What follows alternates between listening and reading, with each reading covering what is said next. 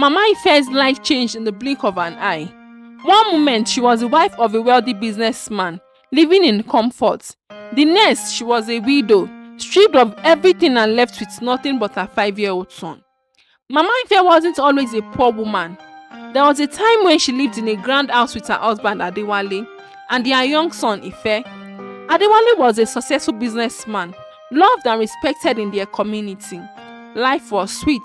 Mama Ife never lacked anything, and Ife was growing up surrounded by love and comfort.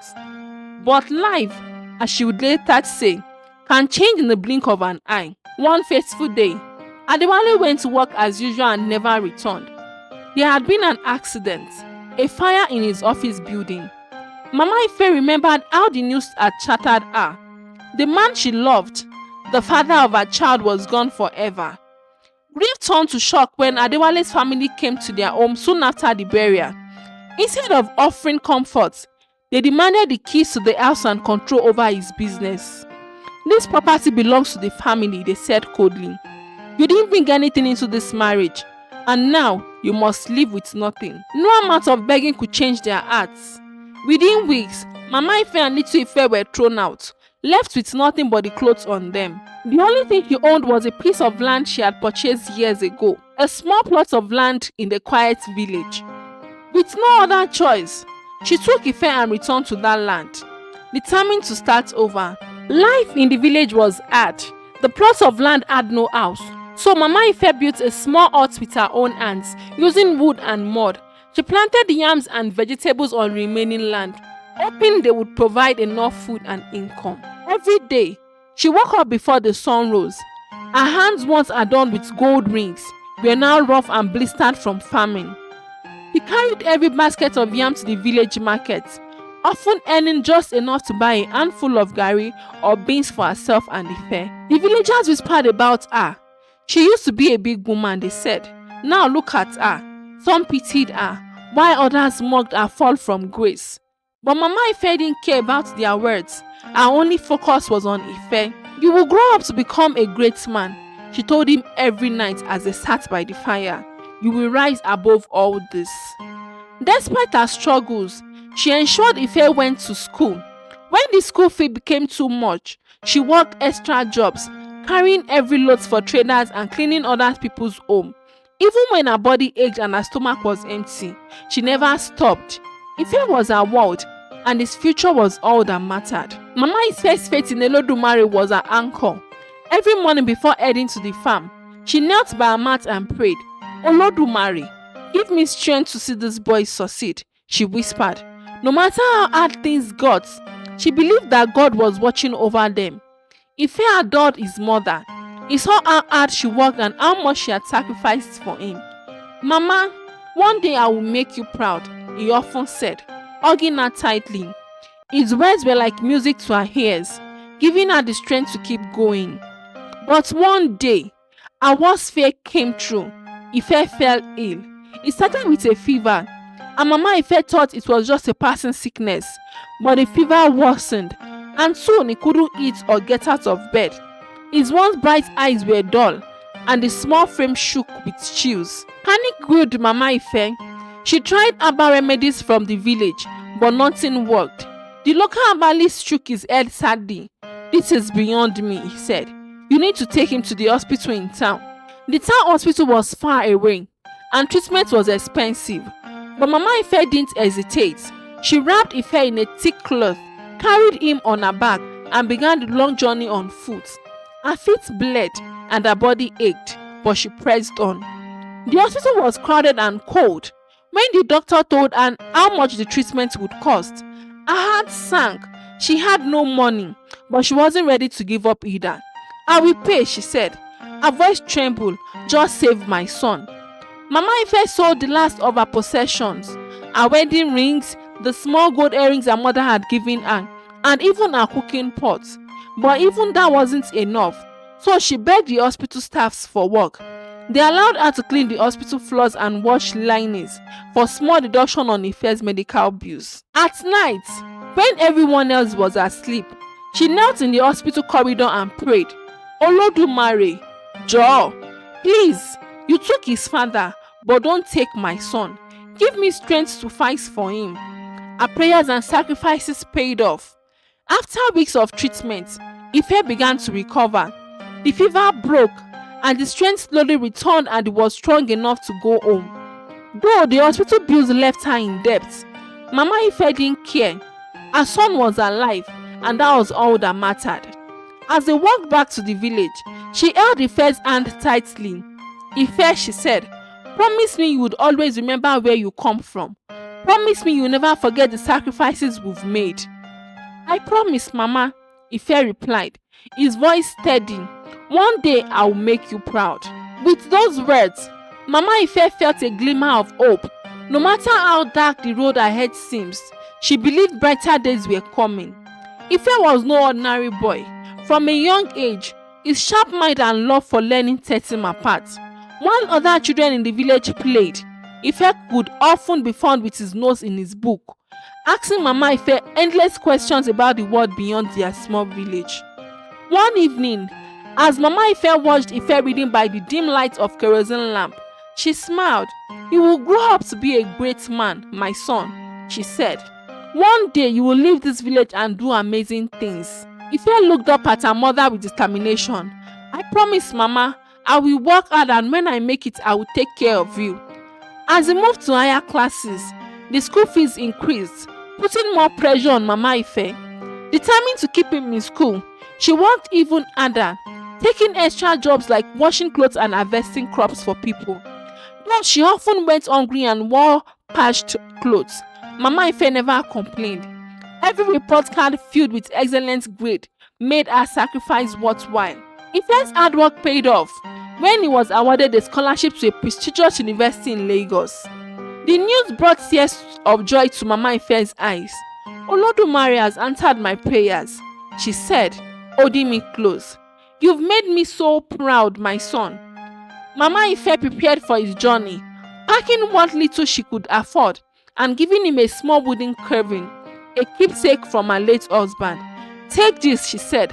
Let it remind you of home. On the day Ife left, Mama Ife held his hand tightly as they walked to the bus station. Promise me, Ife, she said, her voice trembling. Promise me you will never forget your roots. I promise, Mama, Ife replied, tears in his eyes. I will make you proud.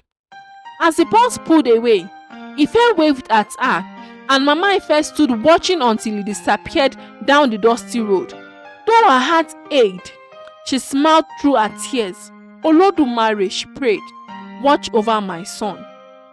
When Ife stepped off the bus in Lagos, he was overwhelmed. The city was nothing like the quiet village he had left behind. Ife clutched his small bag tightly, both nervous and excited about the new chapter of his life. This is where I'm meant to be, he whispered to himself, his heart pounding with anticipation. Ife quickly caught attention of his classmates. His intelligence and sharp mind stood out, and soon a group of wealthy students invited him into their circle. They were unlike anyone Ife had ever known. Sons and daughters of governors, CEOs, and diplomats. You are different, Kunle, the leader of the group, said one afternoon. Smart and ambitious, you will go far. They took Ife to exclusive restaurants and parties in mansions. As Ife spent more time with his friends, his background became a burden he tried to bury. They often joke about village people and their primitive ways. So Ife, Kune asked one day, where are your parents? What do they do? Oh, my father was a businessman, Ife said, forcing a smile. My mom's just at home. The light tasted bitter, but he swallowed it. He couldn't let them know the truth, not about his mother's patched wrapper, their mud huts, or her sacrifices. From that moment, he began to distance himself from the life he had left behind. Mama Ife waited eagerly for Ife's call, her heart leaping with joy each time the phone rang. At first, Ife called often, sharing stories about Lagos. Mama, the city is beautiful, he would say. I am learning so much. But weeks turned into months. The calls became less frequent. Ife told himself he was busy, but deep down he avoided the calls because it reminded him of a life he was trying to forget. One evening, Mama Ife called him. Ife, are you eating well? "Are you praying?" she asked. "Yes, Mama," he replied, though he barely listened. "I'll call you later. I'm busy with school." Mama Ife noticed the change but told herself he was working hard. "My son is becoming a great man," she whispered, holding on to hope. Back in the village, Mama Ife continued to pray for her son. She imagined him thriving in Lagos, surrounded by opportunities. She told the villagers proudly, "My son is in the big city. One day he will change our lives." But as the call grew shorter and less frequent, her heart grew heavy. Faye graduated with top honors, and his life seems to fall perfectly into place. He landed a high-paying job at a prestigious firm, a dream come true. Lagos was now truly his home. With his sharp suits, polished shoes, and a fancy apartment, Ife fits right into the city's elite. But while his professional life soared, his personal life became more complicated. Mama Ife's calls were left unanswered. At first, he told himself he was too busy with work, but deep down, he knew it was more than that. He didn't want reminders of the humble life he had left behind. "Mama will understand," he often told himself, but the guilt lingered in the corner of his mind. One evening, at a high-profile university alumni event, Ife's eyes landed on a woman who seems to light up the room, Adanna. Her beauty was striking. Adanna carried herself with grace and confidence. As Ife walked up the corridor to approach her, he overheard whispers. "That's Adanna," someone said, "the governor's daughter. She is a brilliant Harvard graduate, and she's already running charity projects. She is out of everyone's league," another added. Ife felt a pang of doubt but pushed it aside. This was Lagos, and he had learned how to blend into this world. With a deep breath, he walked up to her. "Hi," he said, his voice steady, despite his racing heart. "I am Ife. I couldn't help but notice you." Adanna laughed lightly. "And you must be the boldest," she replied, her eyes sparkling. Their conversation flowed naturally. Ife talked about his job and his ambitions, carefully avoiding mentioning his roots. Adanna, impressed by his intelligence and charm, seems genuinely interested in him. Over the weeks that followed, Ife and Adanna grew closer. They met for dinners at fancy restaurants and attended charity galas together. Adanna was kind, intelligent, and driven, a perfect match for Ife's aspiration. But as their relationship deepened, so did Ife's insecurities. Adanna's world was filled with wealth and prestige. Her family threw lavish parties in their mansion, attended by politicians and business tycoons. Every time Ife stepped into her world, he felt like an imposter. "Tell me about your family," Adanna asked one evening, as they strolled through a quiet park.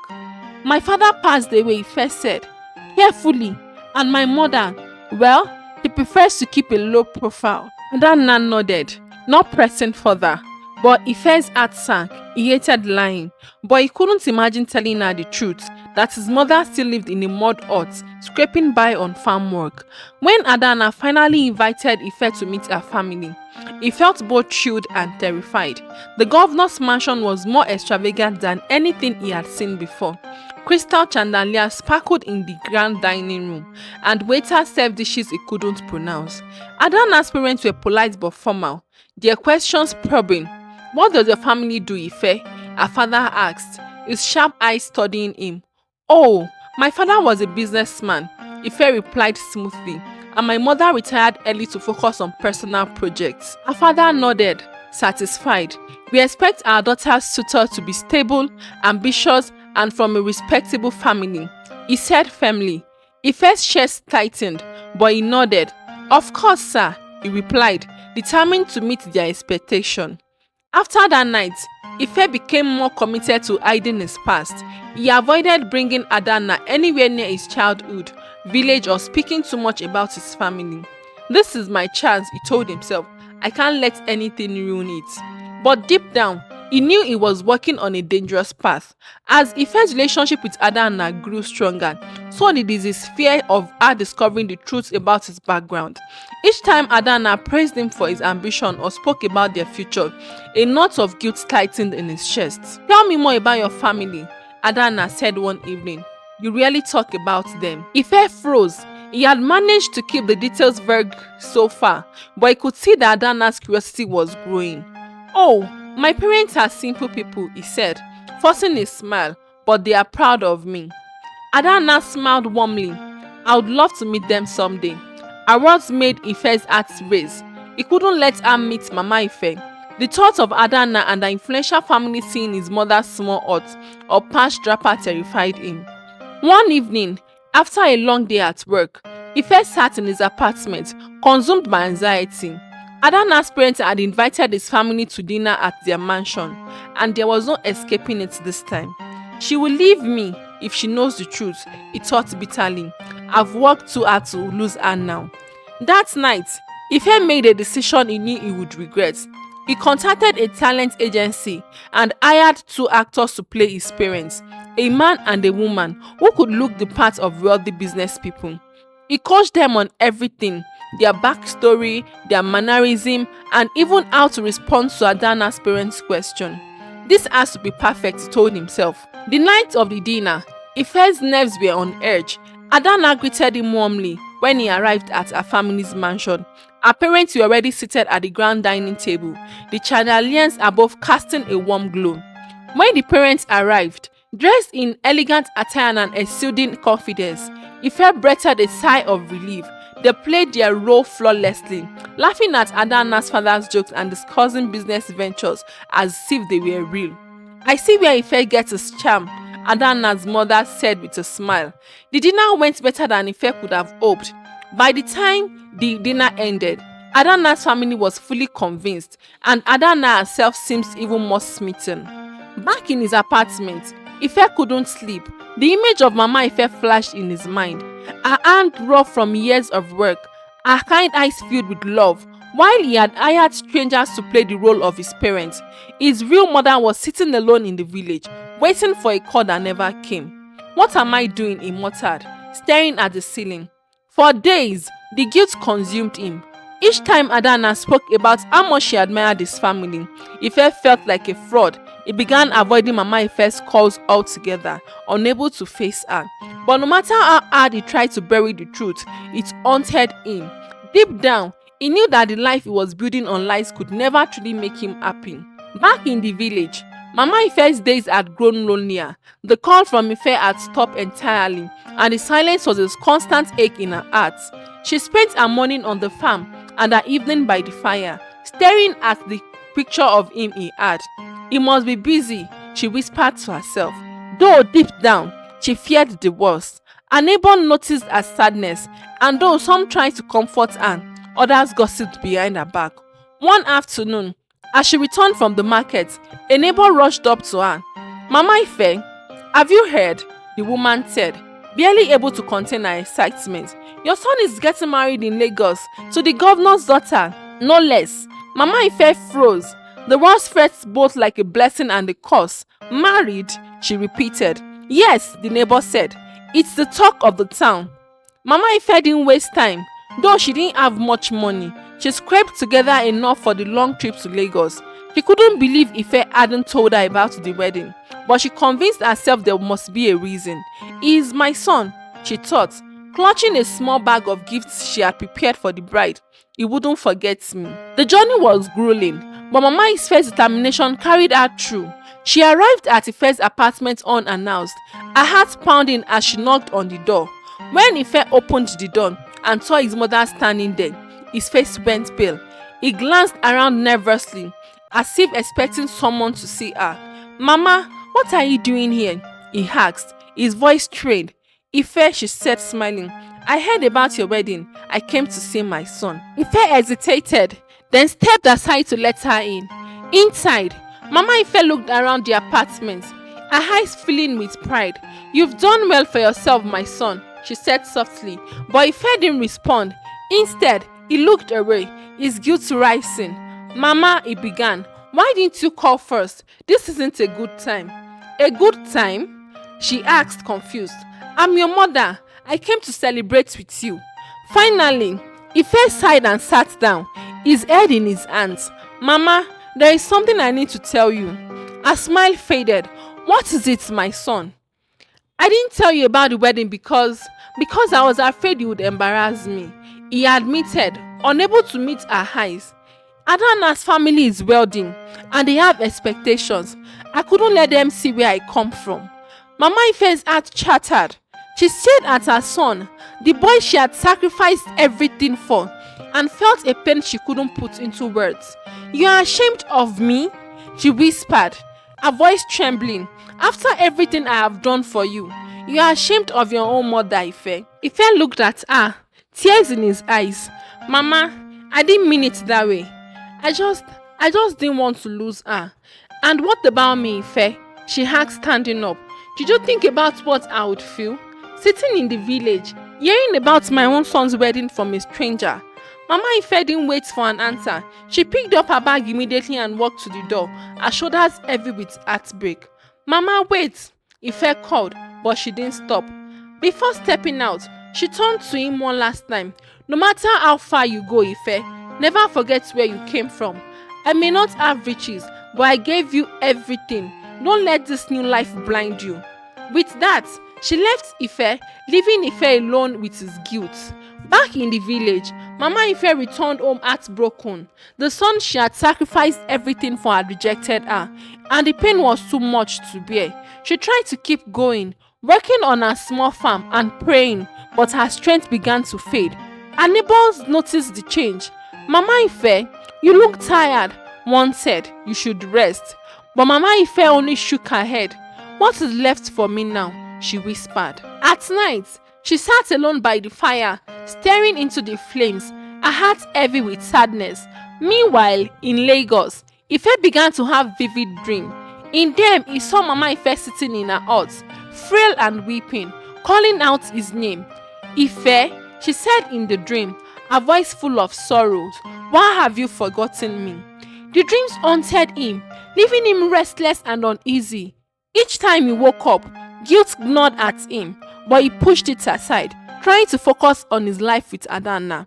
One night, Ife woke up shouting in his sleep, drenched in sweat. No, Mama, I'm sorry, he cried out, his voice breaking. Adanna, startled awake, looking at him. Ife, what's wrong? She asked, concern in her voice. It's nothing, she mumbled, avoiding her gaze. But Adanna wasn't convinced. Over the following days, she noticed his growing anxiety and his strange behaviors.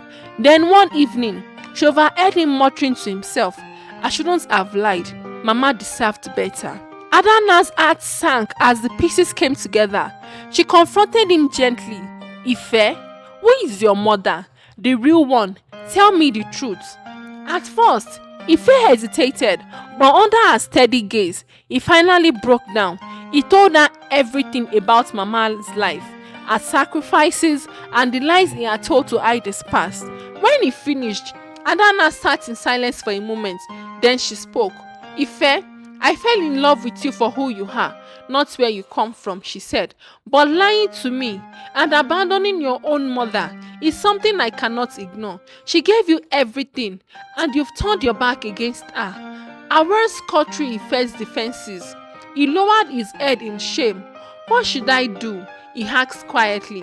Go back to her, Adanna said firmly. Apologize. Make things right. She is your mother, Ife. She deserves that much. That night, Ife sat alone, reflecting on his mistakes. He thought about his mother sitting in a small hut, waiting for him. The image from his dreams returned, and he knew what he had to do. I can't undo the past, he said to himself, but I can try to fix it. With that, Ife made the decision to return to the village, determined to make amends with the woman who had given him everything. Ife's journey back to the village was filled with dread and guilt. The once familiar road now seemed foreign, and each mile felt heavier than the last. As the bus rolled into the village, memories of his childhood flooded back. The sound of Mama's laughter, her hand worked tirelessly to ensure his future. When he reached the small hut, his heart sank. The roof was sagging, and the frame looked overgrown. Inside, he found Mama Ife lying on a tin mat, her frail body barely moving. Her once bright eyes were dim, but when she saw him, they lit up weakly. Ife, she whispered, her voice barely audible. You came. Ife knelt by her side, tears streaming down his face. Mama, I have wronged you, he said, his voice breaking. I was ashamed and I pushed you away. I don't deserve your forgiveness. Mama Ife reached out with a trembling hand and placed it on his cheek. You are my son, she said softly. A mother's love does not change, even when her heart is broken. Ife broke down completely, sobbing into her lap. I promise, Mama, I will never leave you again. I will make things right. Her weak smile was filled with love. You are here now, my son. That is enough for me. Later that day, Adana arrived at the hut, her heart heavy as she saw the state of Ife's home. She approached Mama Ife respectfully, leaning before her. Mama Ife, she said gently, I am sorry for the pain you have endured. I see now the sacrifices you have made for Ife, and I want to honor you for that. Mama Ife looked at her with kind eyes. You're welcome, my daughter, she said. May Olodumare bless your union. Adana smiled and continued. Mama, I would like you to come to Lagos with us. We will take care of you and ensure you get the very best care. At first, Mama hesitated. This village is my home, she said softly. But you are home, Ife said, holding her hand. Please let us take care of you now. With some persuasion, Mama Ife agreed. Ife and Adana helped her pack, taking her few belongings and ensuring she was comfortable for the journey. As they left the village, Ife looked back at the small hut that had been his entire world. Thank you, Mama, he whispered under his breath, for everything. Though her body was weak, Mama Ife's heart was full. Her son had returned, and the love she had poured into him was finally being returned. She smiled, holding Adana's hand on one side and Ife on the other, knowing that brighter days lay ahead. Back in Lagos, Ife kept his promise. He dedicated himself to caring for Mama, ensuring she had the best medical attention and lived in comfort. He rented a spacious home for her, filled it with everything she needed, and spent as much time by her side as he could. But Ife didn't stop there.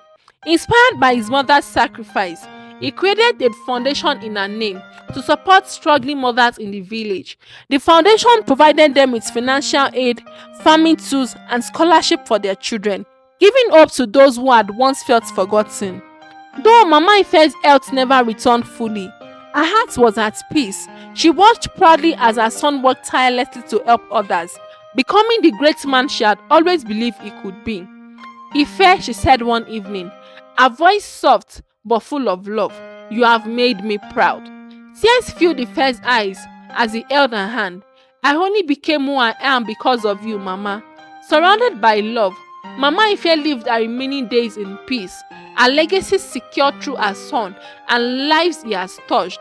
And so, her story became a testament to the power of mother's love, a love that can inspire greatness, even in the face of heartbreak. If you have been touched by Mama Ife's story, remember the sacrifices our parents and loved ones make to help us succeed. Take a moment today to call, visit, or appreciate someone who has been there for you through thick and thin. If you enjoyed this story, please like, share, and subscribe to Naija Life Stories for more heartfelt tales that celebrate our culture, value, and power of love. Let's keep these stories alive together. Thanks for watching Naija Life Story, bringing life to every tales. Bye.